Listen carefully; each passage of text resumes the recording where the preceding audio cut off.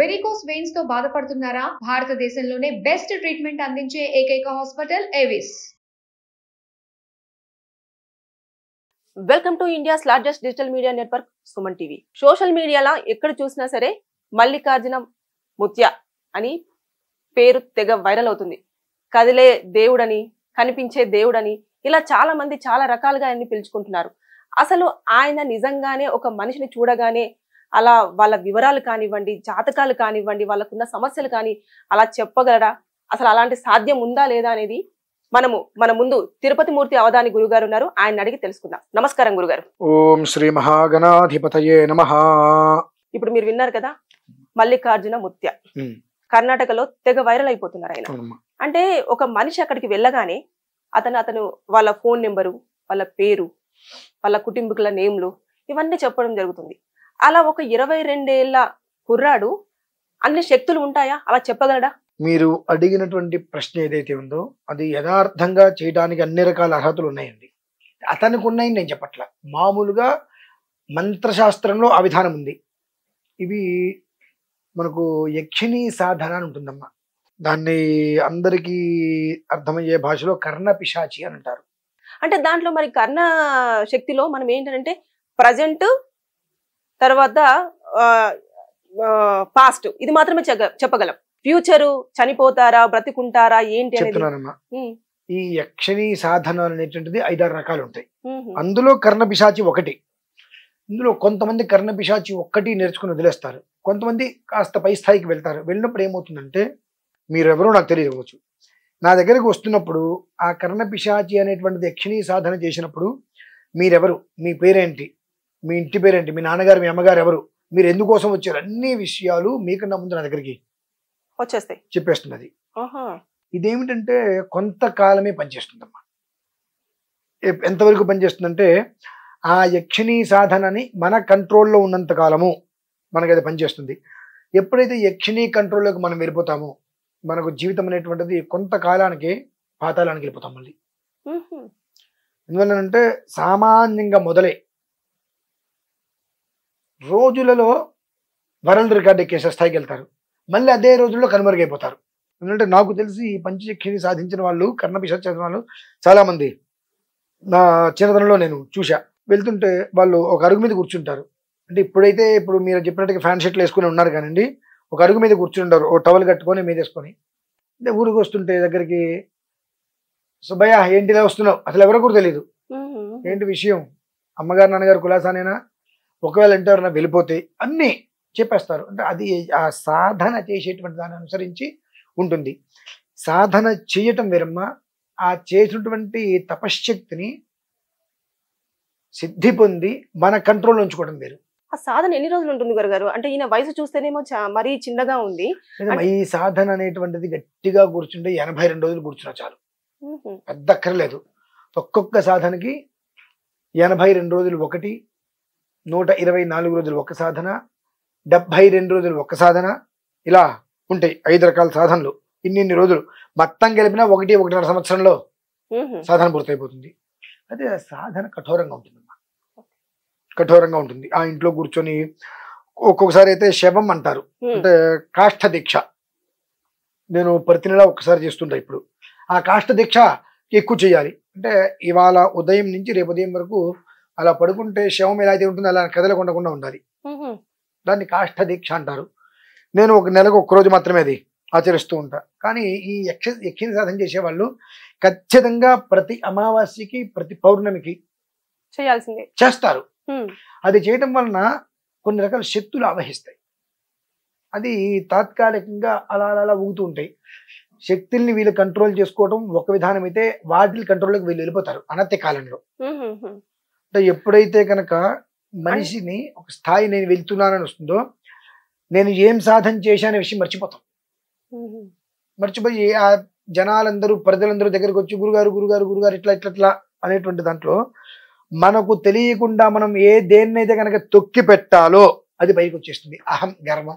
అంటే ఆ విధంగానే ఇప్పుడు తన ఆశ్రమంకి ఏదైతే వెళ్తున్నారో భక్తులను కొట్టడం కూడా జరుగుతుంది. అంత కోపం ఉంటుందా వాళ్ళకి? మొదట్లో ఏముండదు అసలు, అది దాని కంట్రోల్లోకి మనం వెళ్ళిపోతే. ఓకే, మంత్రం కంట్రోల్లోకి మనం ఎప్పుడు వెళ్ళకూడదు. తన్మంత్రం బ్రాహ్మణాధీనం. ఆ మంత్రం మన ఆధీనంలో ఉన్నంతసేపే ఏం చెప్పితే అది జరుగుతుంది. అలా కాకుండా మంత్రాధీనంలోకి మనం వెళ్ళిపోతున్నాము అంటే ముందు నుంచి వచ్చేటువంటిది అహం, నేను ఇంతటి వాడిని, నాకు తెలుసు నువ్వెంత అనేటువంటిది ఇలా నార్మల్గా గుర్తున్న వ్యక్తికి వస్తా. మొత్తం ప్రతి ఒక్క దాంట్లో కూడా రూపు రేఖల కన్ను చూపులతో సహా ఒక్కొక్క మార్పు వస్తుంది. 8 రకాల మార్పులు వస్తాయి. అది గమనించుకోకపోతే కంప్లీట్ గా మనిషిని ఆ మంత్రం వశం చేసుకుంటాయి.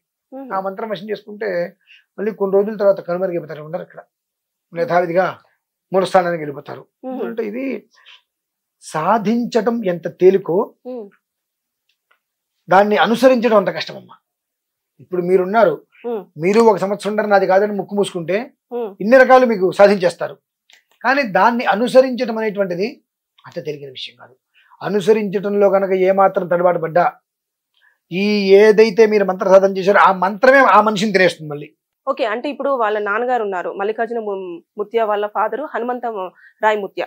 ఆయన కొద్ది కాలం క్రితమే కాలం చేసిన తర్వాత ఈయన మళ్ళీ ఈ శిక్షలోకి రావడం జరిగింది. అలాగే ఇప్పుడు భక్తులందరినీ కూడా ఆకట్టుకోవడం జరుగుతుంది. అంటే ఆయన చనిపోవడానికి రీజన్ మీరు చెప్తున్న మంత్రమే అయి ఉండొచ్చా? మనం ఎవరిని ఏ కారణం చేసి తప్పు పట్టద్దు. వయోధర్మం కూడా కావచ్చుగా, చెప్పలేం. 2, 10 మందికి ఉపకారం చేసిన వాడు తొందరగా చనిపోతాడు. 10 మందికి ఉపకారం చేస్తే ఆ 10 మందికి సంబంధించినటువంటి అన్ని రకాల ఇబ్బందులు ఆ మనిషిని ఇబ్బంది పెడతాయి. ఆ ఇబ్బంది పెట్టినప్పుడు ఏమవుతుందో తనను తాను మళ్ళీ మొదట్లో 1.5 సంవత్సరం కూర్చొని జపం చేసుకున్నట్టుగా ఇప్పుడు మళ్ళీ కొన్ని రోజులు కూర్చొని జపం చేసుకోలేడు. ఈ తన తీసుకున్నవన్నీ వదిలించుకోవడానికి ఎందుకు చేసుకోలేదు అంటే తెల్లవారితే గొర్రెల మందలాగా వీళ్ళందరూ వాళ్ళ కష్టం చెప్పుకోవడానికి. ఇంకా అంటే ఇంతమంది ఇన్ని కష్టాలు చెప్పుకుంటే ఆయన పరిస్థితి ఏమవుతుంది, ఆయనకి ఒక 1 వారం రోజులైన సమయం ఇస్తే మళ్ళీ పురస్కారం చేసుకుంటారు కదా అని ఆలోచన వరకు ఉండదు. తెల్లవారు లేస్తే ఇంటి ముందు కూర్చుంటారు, వచ్చి అన్ని వదిలేసుకొని కూర్చుంటారు. వీళ్ళందరి గురించి ఆలోచించి వాళ్ళవన్నీ కూడా తీసుకొని ఆ మనిషి వెళ్ళిపోవచ్చు. అంటే ఇప్పుడు ఈయన చేస్తున్న సాధన అయి ఉండొచ్చు, లేదంటే ఇతను భక్తులకు చేస్తున్న మంచి అయి ఉండొచ్చు. అందులో ₹1 కూడా ఆశించకుండా చేస్తున్నారు కదా ఆ పనిని. అది అలా ఉంటదా? ఆ శిక్షలో ముందేగానే చెప్తారా? అంటే ఇలా తీసుకోకూడదు, ₹1 కూడా వాళ్ళ దగ్గర నుంచి ఎలాంటిది ఆశించకూడదు అనేది ఏమైనా? మీరు ఆశించినంత కాలం అది మిమ్మల్ని కాపాడుతుంది. ఒక స్థాయి వచ్చింది మీకు తెలియకుండా మీరు ఆశించే స్థితికి వెళ్ళిపోతారు. ఆశించే కదా, శాసించే స్థితికి వెళ్తారు. అది మిమ్మల్ని మీరు గమనించుకోవాలి.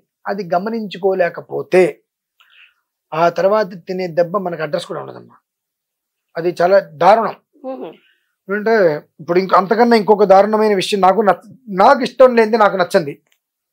ఆయనకి అప్పాజీ అని పిలుస్తున్నారు. అప్పాజీ ఏంటండి? గణపతి సత్యనారాయణ స్వామీజీ ఉన్నారండి. ఆయనకి భక్తులందరూ కలిసి పెట్టుకునే పేరు అప్పాజీ. మా అందరికి అప్పాజీ అంటే ఆయనే. అంటే దానికి ఒక చాలా బ్రాండెడ్ నేమ్ అన్నట్టు. మొదట్లో అప్పాజీ అని విన్నా నేను. ఇప్పుడు అప్పాజీ ఏంటి, ఇట్లా రోడ్డు మీద పడి తిరగడం ఏంటి, ఇట్లా రావడం ఏంటి, అసలు ఆ సిస్టమ్ లేదు కదా. ఆయన్ని అనుక్షణము అనుసరిస్తున్న వ్యక్తికే దర్శనం కలగడం కష్టమవుతుంది. అసలు ఇక్కడ తిరగడం ఏంటి నాకు మొదట్లో అర్థం కాల. తర్వాత ఏదో అన్నారు, వాళ్ళెవరు ఈయనెవరు ఏంటి చూస్తే ఆహా ఓకే, అసలు అప్పాజీని ఎందుకు పెట్టారు నాకు చాలా బాధ వేసింది. ఆయన ఏ పేరు పెట్టినా పిలిపించుకోవచ్చు, కానీ అప్పాజీ అనేటువంటిది కేవలము గణపతి సత్యనారాయణ స్వామీజీ గారిని లక్షలాది మంది భక్తులు, అప్పాజీ అంటే తండ్రిలాగా కొలుచుకొని వ్యవహారం చేసుకుంటున్నారు. ఆ పేరు అనేటువంటిది నాకు కొంచెం కష్టం అనిపించింది. ఆ పేరు ఎందుకు పెట్టారు అంటే ఆ పేరు పెడితే ఆ పేరుకు తగ్గట్టుగా మనం ఉండగలగాలి. అప్పాజీ అంటే దానికి ఆ పేరుకు తగ్గట్టుగా మన విధానం కూడా మనం ఉండగలగాలి. ఉండలేకపోతే ఇంకెందుకు మనం కొన్ని ఉంటాయి. కాబట్టి ఏ మనిషిని మనం తక్కువ అంచనా వేయద్దు, ఏ మనిషిని తొందరపాటు చర్యలతో దూషించవద్దు. ఎవరిలో ఏ శక్తి ఎంతవరకు ఎలా దాగుంటుందో ఎవరికి తెలియదు. ఎవరు చేసేటువంటి అనుష్ఠాన బలాలు మనం కాపాడతాయి. అంటే ఇప్పుడు ఏదైతే మీరు నచ్చని పేరు అప్పాజీ కానివ్వండి, అలాగే మల్లికార్జున ముత్య కానివ్వండి, ఆయన దగ్గరికి ఎమ్మెల్యేలు కానివ్వండి, ఎంపీలు కానివ్వండి చాలా క్యూలు కట్టేసి మరి పర్సనల్ అపాయింట్మెంట్స్ తీసుకొని వెళ్తున్నారు. ఆయన ఆశించని వరకు, అంటే అతను ఒక పొజిషన్కి వచ్చి మీరు అన్నట్టుగా ఏదైతే రూపాయి కూడా ఆశించినంత వరకు అతను మంచి స్థాయిలో ఉంటాడు, ఒక వెలుగుతారు అని అంటారు. ఒకవేళ ఎవరైనా అనుకోకుండా ఏదైనా ఇచ్చినప్పుడు తీసుకుంటే ఆయన పరిస్థితి ఏంటి? వాస్తవం చెప్తే మీరేమనుకోవద్దు. నేను 5 సంవత్సరాలుగా ఈ యొక్క మీడియాకి సంబంధించిన విషయాల్లో ఎన్నో ధర్మసూత్రాలు చెప్పుకుంటూ వచ్చాను. నా లిమిట్ నాకు తెలుసు, నేను ఎలా ఉండాలి, నా మంత్రానుష్ఠానం ఏంటి, నా శక్తి ఏంటి, ఆ శక్తిని నేను కాపాడుకుంటూ ఉండాలంటే నేను ఎప్పటికప్పుడు ఎలా ఉండాలి? ఎగ్జాక్ట్లీ. నా ఇంట్లో నా నిత్య దేవతార్చన అవ్వందే నేను ఒక మనిషితో మాట్లాడను, గడప దాటి బయటికి రాను, మానే అవతలికి పో అంట. నువ్వు రాకపోతే నాకు వచ్చే నష్టం లేదు, నీకు చెప్పకపోతే నాకు గడవదనేటువంటిది లేదు, నీకు చెబితేనే నాకు గడుస్తున్నటువంటిది లేదు. నా జీవితం నాకుంది కాబట్టి నా విధానం పూర్తయిన తర్వాతే నీకు నేను అపాయింట్మెంట్ ఇస్తాం. అది అన్ని విధాలా నేను ఇవ్వదలుచుకున్న రోజు నాడే ఇస్తా, నాకు అమ్మవారి జన్మది వచ్చినప్పుడు. విధానం 2. 5 సంవత్సరాల నుంచి నేను సుమారుగా 4-5 వేల వీడియోస్ చేసినప్పటికీ కూడా చాలా లిమిట్గానే కనిపిస్తూ ఉంటా. కంటిన్యూగా పిలిచిన ప్రతి ఛానల్కి వెళ్ళను, ఇంటర్వ్యూస్ ఎవరికి ఇవ్వను. ఇక్కడ ఏమవుతుందంటే మనం ఓవర్గా పబ్లిక్లోకి రానంత వరకు మన కంట్రోల్ మనం తప్పం. మనం ఓవర్గా పబ్లిక్లోకి వచ్చినప్పుడు మనం ఎలా ఉన్నప్పటికీ మన పరిసరాల్లో కొంతమంది వచ్చేస్తారు, మా గురుగారు ఇట్లా అనుకుంటూ. వాళ్ళు చేసేటువంటి పనులకి మనం బలవాల్సి వస్తుంది. ఇప్పుడు నా పీఠంలో నేను కొన్ని ప్రక్రియలు చేస్తుంటే నచ్చి కొంతమంది వచ్చారు. గురుగారు ఇలా మీరు చేసే విధానం నేను ఎప్పుడు చూడలేదు, అందరూ ఏదో చేద్దాన్ని అనుకుంటారు తప్ప చచ్చినా బ్రతికిరా చేసి తీరవలసిందే అని ముక్కు, అంటే ఏది ఏమైనా పని జరగవలసిందే అనేటువంటి తాపత్రయపడి చేసిన వాళ్ళు మేము చూడలేదు గురుగారు. ఇవాళ నుంచి మేము మీతో జర్నీ చేస్తామని వచ్చిన వాళ్ళు చాలా మంది ఉన్నారు. మీ ఇష్టం రండి. కొంతకాలం దాటిన తర్వాత చేసే ప్రక్రియలో ఇప్పుడు ఇంత ఖర్చు అవసరమా అనేటువంటి మాటలు కూడా వాళ్ళే మాట్లాడారు. మనం ఏం చేయాలి? పక్కన పెట్టేయాలి వాళ్ళని. నేను ఏదైతే చేస్తే మీకు నచ్చి నాతోటి వెనకాల ఉండి ఉన్నారో కొన్ని రోజుల తర్వాత, అంటే ఎట్లా, నేను కొన్ని విషయాలు ఇది మీరు చూసుకోండి, ఓకే మీరు సేవా బాధ్యతతో ఉంటున్నారు, సేవతో ఉంటున్నారు కాబట్టి ధర్మంగా ఉంటారు కదా, ఇది మీరు చూసుకుని అప్పగి చేసినప్పుడు ఆటోమేటిక్గా ఇది నాది కదా, నాకు ఇచ్చేశారు, ఈ బాధ్యత నాది అన్నట్టుగా అది ఒక బాధ్యత మనం నిర్వర్తిస్తున్నాం అనేది అనుకునే దానికన్నా దాని మీద నాకు ఆధిపత్యం అన్న రీతిలో మనిషికి వచ్చేస్తుంది. వచ్చేసేసి దీనికి ఇది అవసరమా అండి అనే స్థాయి ఎప్పుడైతే వస్తుందో ఆ మనిషిని అంటే నువ్వు కట్టడి చేయలేకపోయావా, ఆ ఒక్క మచ్చ నీకు అంటక తప్పదు. వాళ్ళెవ్వరిని అనరు. ఎండ్ ఆఫ్ డే అక్కడ ఉన్నది ఎవరు అయితే, ఇప్పుడు మీరు చెప్పినట్టుగా ఆయన పేరు ఏదో ముత్య, ఆయన ఎవ్వరు ఏం చేసినా మంచైనా చెడ్డైనా ఆయనకే వస్తుంది. అంటే ఇక్కడ ఏంటంటే మనం ఎలా ఉన్నాము, మనతో ఉన్న వాళ్ళు ఎలా ఉన్నారు అనేటువంటి విషయాన్ని మనం ఎప్పటికప్పుడు పసిగట్టి గమనించకుండా కనుక వదిలేసి వాళ్ళు చేసుకుంటారు అంటే చెడ్డ పేరు వచ్చేది మనకి. అంటే ఇప్పుడు మల్లికార్జున ముత్య గారికి శక్తులు ఉన్నాయంటారు మీరు? ఆయనకి శక్తులు ఉన్నాయా లేవా అనే విషయం గురించి నేను మాట్లాడట్లేదమ్మా. అలా చెప్పేటువంటి శక్తులు ఉన్నాయి అంటున్నా. విద్యలు అలా చెప్పడానికి కర్ణపిశాచి ఇటువంటి కొన్ని విద్యలు ఉన్నాయి. ఆ విద్యల్ని నేర్చుకోవడం చాలా సులువు, ఈజీగా వచ్చేస్తాయి. దాన్ని అనుసరించడం కష్టం. దాని వల్ల మరి మనకు పాస్ట్ ప్లస్ తర్వాత ప్రజెంట్ మాత్రమే చెప్పగలుగుతున్నాం. తెలుస్తుందా? నాకు పంచ యక్షిణి 5 రకాలు ఉంటాయి యక్షిణీలు. ఆ 5 మన దగ్గర ఉంటే ఫ్యూచర్ కూడా మనం చెప్పేస్తాం. అది పెద్ద సమస్య కాదు. ఎప్పుడైతే నువ్వు ఫ్యూచర్ చెప్పినప్పుడు అవతల వ్యక్తికి ఇన్ టైంలో జరిగిందో ఆ టైంలో అతను నీ మీద పెట్టుకునేటువంటి ఎక్స్పెక్టేషన్స్ చాలా ఎక్కువ ఉంటాయి. ఎప్పుడు కూడా నీ మీద ఎక్స్పెక్టేషన్స్ పెట్టుకోకుండా నువ్వు చెప్పాలి. అవతల వ్యక్తికి నువ్వు చెప్పగలిగినటువంటిది ఆ మనిషి ఏ స్థితిలో కూడా నీ మీద ఎక్స్పెక్టేషన్స్ పెంచుకోకూడదు. ఒక మోస్తరు ఉండొచ్చు, మా గురువు గారు అన్నట్టుగా పెంచుకున్నావా అది నీకే ప్రమాదం. ఎందువల్లనంటే నేను 100 మంది గురించి ఆలోచించాలి, నీ ఒక్కడి గురించి నేను ఆలోచించలేను. 100 మంది గురించి ఆలోచిస్తున్నప్పుడు నీకు ఇవాళ నేను చెప్పింది ఇవాళ అయింది, రేపైంది, ఎల్లుండింది, అవతల ఎల్లుండింది, ఆ తర్వాత నీకు ఎక్కడో చిన్న మిస్టేక్ వస్తుంది. వెంటనే నీకేమవుతుంది, ఆయన నమ్ముకుని నేను దిగాను, నేను నష్టపోయాను, ఆయనే ఇది కారకుడు అంటావు. కాబట్టి ఏంటంటే నెవర్ ఎక్స్పెక్ట్. నీ కష్టం చెప్పుకోవడానికి వెళ్ళావు, నీ కష్టం చెప్పుకున్నావు, బాబు ఇది చేసుకుని నువ్వు బాగుపడతావు. నువ్వు చేసుకుంటావో చేసుకోవో అది నీ ఇష్టం. నువ్వు చేసుకునే విధానాన్ని అనుసరించి, నీకు చేసేటువంటి వ్యక్తిని అనుసరించి, ఆ మంత్రశక్తిని అనుసరించి అది ఉంటుంది. నువ్వు ఎవరి దగ్గర చేసుకున్నావు, అదృష్టవంతుడు అయ్యావు, ఆయన దగ్గరికి వెళ్ళి నువ్వు ఒక పువ్వు ఇవ్వక్కర్లా, సెట్ అవ్వలా, ఆయన మీద రాయి ఎక్కర్లా, నీకు రెండిట్లుగా అర్హత లేదు. నువ్వు చెప్పుకోవడానికి వెళ్ళా, నీకు చెప్పారు అంతవరకే. అది మనం తీసుకోవాలి. ఎందుకంటే ఈ పంచజక్షిణి సాధన అనేటువంటిది ఒక స్థితి వరకు మనిషిని నిలబెట్టేస్తుంది ఖచ్చితంగా. ఇప్పుడు ఇతని కర్ణపిశాచి సాధన అని చెప్పేసి అన్నారు కదా, అతనిది కర్ణపిశాచి. మీరు జర్నలిస్ట్ గా చాలా చక్కగా ఇరికించే ప్రశ్న చేస్తున్నారు. అతనికి కర్ణపిశాచి యక్షణ సాధన అతనిదే నేను అనట్లా. చెప్పటానికి ఆ విద్యలు ఎక్కువగా ఉపకరిస్తాయి అంటున్నా. ఓకే, ఒకవేళ అలా ఉపకరించినా కూడా ఇప్పుడు ఆయన నార్మల్ లైఫ్ లీడ్ చేయవచ్చా? అంటే కారు ర్యాష్ గా డ్రైవ్ చేస్తాడు, రూడ్ గా ఉంటాడు, నార్మల్ ఎట్లయితే ఉంటారో అట్లనే ఉండొచ్చా? వాళ్ళకి ఒక వీడియో చూపించుంటారమ్మా, నియమ నిబంధనలు మీకు ఒక వీడియో చూపించుంటారా? మొన్న నేను బైక్ రేసింగ్కి వెళ్ళాను, నేను నా స్నేహితులతో KTM మీద బండి 140 స్పీడ్ మీద వెళ్ళా. ఎప్పుడు కూడా మంత్ర విధానం వేరు, కుటుంబ విధానం వేరు, రెండిట్లని కలపకూడదమ్మా.